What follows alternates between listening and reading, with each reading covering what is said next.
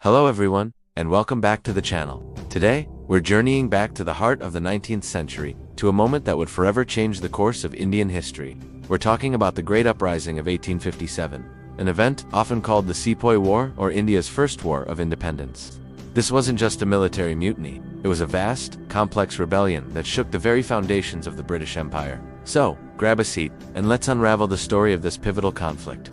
To truly understand why 1857 happened, we need to rewind a bit. By the mid-19th century, the British East India Company wasn't just a trading entity anymore. It was a colossal political and military power that controlled vast swaths of the Indian subcontinent.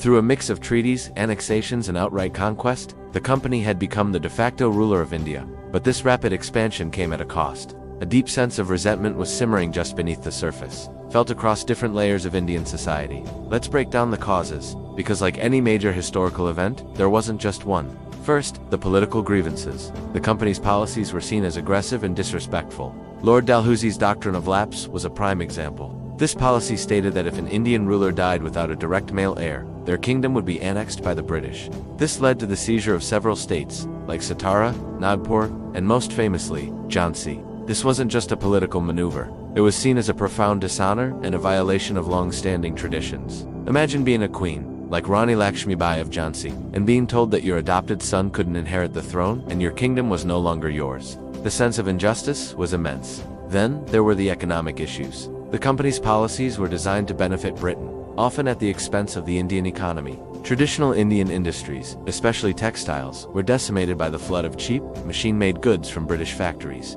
Heavy taxation on land impoverished farmers, many of whom lost their ancestral lands to moneylenders and the company. What was once a land of fabled wealth was now experiencing widespread economic distress. For the common person, life was becoming harder, and the finger of blame pointed squarely at the British. Social and religious tensions were also at a boiling point. Many British officials and Christian missionaries held a sense of cultural superiority. They openly criticized Indian customs, traditions, and religions, particularly Hinduism and Islam. There was a growing fear among the Indian populace that the British were plotting to convert everyone to Christianity. Actions like the abolition of sati, which was the practice of widow immolation, and the legalization of widow remarriage, while seen by the British as progressive reforms, were perceived by many conservative Indians as direct interference in their most sacred social and religious practices. It felt like an assault on their very identity. Now, all this simmering discontent needed a spark to ignite the flames. And that spark came in the form of a rifle cartridge. In 1857, the British introduced the new Enfield rifle. To load it, soldiers, known as sepoys, had to bite off the end of a paper cartridge. A rumor spread like wildfire through the military cantonments. The grease used to waterproof these cartridges was made from a mixture of beef and pork fat. For Hindu sepoys, the cow is sacred. For Muslim sepoys, the pig is considered unclean. Being forced to put this to their lips was a profound religious defilement, an act that could make them outcasts in their own communities. It was the ultimate insult, confirming the worst fears that the British were actively trying to destroy their faith. In March 1857, at Barakpur near Calcutta, a sepoy named Mangal Pandey of the 34th Bengal Native Infantry openly rebelled, attacking his British officers. Although he was quickly captured and executed, his actions lit the fuse. The story of his defiance spread, and Mangal Pandey became a martyr and a symbol of resistance. The full-scale rebellion erupted on May 10, 1857, in the garrison town of Meerut. After 85 sepoys were publicly humiliated and imprisoned for refusing the new cartridges, their comrades rose up, they freed the prisoners, attacked their British officers, and marched to the ancient capital city of Delhi. Arriving in Delhi, they proclaimed the 82-year-old Mughal Emperor Bahadur Shah Zafar, who was living as a pensioner of the British, as the leader of their rebellion. This was a hugely symbolic move. By rallying behind the Mughal emperor, the rebels were signaling their intention to restore a pre-British order and reclaim their sovereignty. Delhi became the heart of the uprising. From Delhi, the rebellion spread rapidly across northern and central India. Key centers of the revolt included Kanpur, Lucknow, and Jhansi. In Kanpur, the Nana Sahib, the adopted son of the last Maratha Peshwa, led the uprising. He was another victim of the doctrine of lapse, having been denied his father's title and pension. The events at Kanpur would become infamous for the tragic massacre of British women and children after they had been promised safe passage. An act that hardened British attitudes and led to brutal retaliations in Lucknow, the capital of Awadh. The siege of the British residency became one of the most famous episodes of the war. Begum Hazrat Mahal, the wife of the deposed ruler of Awadh, led the resistance with remarkable courage, holding out against British forces for months. And of course, there was Jhansi, where the iconic Rani Lakshmibai became a legend. Dressed as a man, she led her troops into battle, fighting with extraordinary bravery.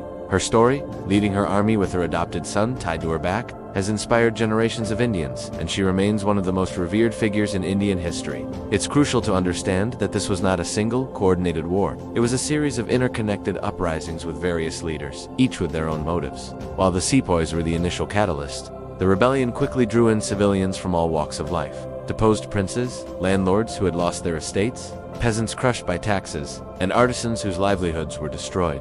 It became a widespread popular revolt against foreign rule. However, the rebellion also had its weaknesses. It was largely confined to northern and central India. The three major British administrative centers, Calcutta, Bombay, and Madras, remained relatively calm. Many powerful Indian princely states, like Hyderabad and Mysore, as well as the Sikhs in Punjab, actively supported the British, providing them with crucial troops and resources. The rebels also lacked a unified command structure and a clear forward-looking vision for what a post-British India would look like. Their leadership was fragmented, and their methods of communication and supply were no match for the organized British military. The British response was initially slow, as they were caught by surprise. But once they regrouped, they acted with overwhelming force and extreme brutality. They poured in troops from Britain and used their loyal Indian soldiers to crush the rebellion. The recapture of Delhi in September 1857 was a major turning point. The city was sacked, and thousands of rebels and civilians were killed in acts of vengeance. The aged Emperor Bahadur Shah Zafar was captured, tried for treason, and exiled to Rangoon in Burma, bringing the centuries-old Mughal dynasty to a final, tragic end. One by one, the rebel strongholds fell. Lucknow was retaken in March 1858. Rani Lakshmibai of Jhansi fought to the very end, dying in battle in June 1858. By the end of 1858, the main force of the rebellion had been crushed. Although sporadic fighting continued into 1859, the suppression of the revolt was marked by widespread executions and acts of retribution that left deep scars. The aftermath of the 1857 uprising was transformative. It marked the end of an era. In 1858, the British Parliament passed the Government of India Act, which dissolved the British East India Company and transferred all its powers directly to the British Crown. India was now to be ruled directly by the British government, with a viceroy appointed as the monarch's representative. Queen Victoria issued a proclamation promising to respect the rights, dignities, and honor of native princes and to uphold religious freedom. The doctrine of lapse was abandoned. The British also completely reorganized the army. The proportion of British soldiers was increased, and key positions in artillery were placed exclusively in British hands. They also adopted a divide and rule policy, recruiting more heavily from communities they deemed martial races, like the Sikhs and Gorkhas, who had helped them suppress the revolt, while reducing recruitment from regions that had rebelled. For India, the legacy of 1857 is complex. The rebellion failed in its immediate goal of ousting the British, but it was a watershed moment. It was the first time that different sections of Indian society had united on such a large scale against a common enemy. The shared experience of the struggle and the brutality of its suppression forged a new sense of national identity. The heroes of the revolt, like Rani Lakshmibai, Mangal Pandey, and others, became national icons, their stories fueling the nascent Indian independence movement that would emerge in the following decades. The memory of 1857 served as a constant source of inspiration, a reminder that British rule had been challenged before and could be challenged again. It was the bloody baptism of the Indian nation, a moment of tragic failure that ultimately sowed the seeds for future freedom. Thank you so much for joining me on this deep dive into the uprising of 1857. It's a complex and powerful story that deserves to be remembered. If you found this video interesting, please hit that like button, and don't forget to subscribe and turn on notifications so you don't miss our next historical journey. Let me know your thoughts in the comments below. Until next time, stay curious.